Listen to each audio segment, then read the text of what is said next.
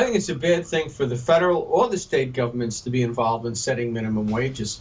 However, if we're going to have a minimum wage, then having some variation by state makes sense.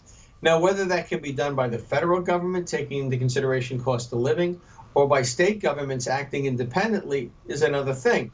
But what we are observing now is blue states jacking up the minimum wage to the point that businesses simply have to either close or dramatically reduce the amount of labor that they're using.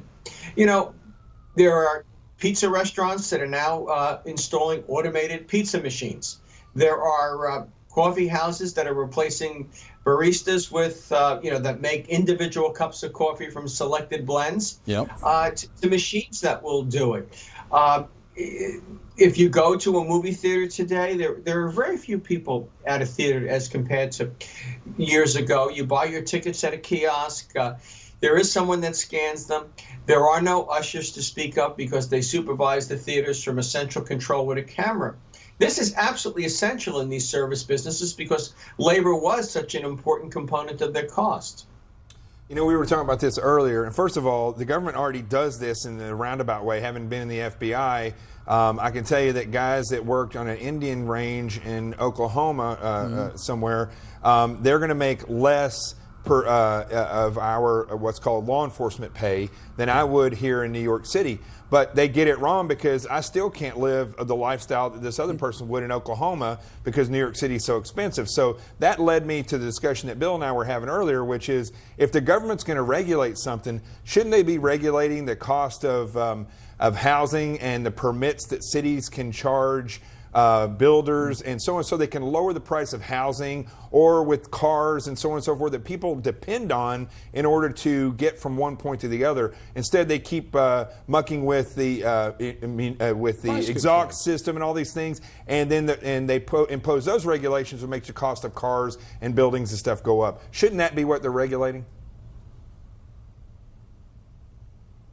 Oh, I'm dying for this answer. I hope you heard me. I'm sorry, you're addressing the question to me. Yeah. The government is very poor at setting prices, and when we do that, we tend to have lots of shortages. Consider the wage and price controls that we had during the years when Ford was president and we were trying to deal with inflation. The countries that tried to have administered prices were essentially the old Soviet bloc, and it failed. Yeah. No, my feeling is that in the end, the market is imperfect, but it's the best contraption we have. Market economies don't tend to have shortages. They don't tend to have too much of any commodity, simply because individuals making decisions from day to day is just far more efficient than the government imposing it on them. Also, the government imposes decisions to get votes, not to make the economy work. And that's what's going on in New York right now. Oh, yeah. The cost labor in a restaurant can be as much as the third of the cost of the meal, and pushing up the cost of labor to about $25 an hour, which is what they're doing up there, is certainly going to lead to many fewer jobs. And don't kid yourself, it's not going to lead to more demand for restaurant food by those people turning around and buying it. No. You know, when you increase the cost of a hamburger, you certainly put more money in the hands of the person that made it, but you take away money from the person who purchases it. So It's not a matter of being up, down, or down, up economy. It's basically robbing Peter to pay Paul.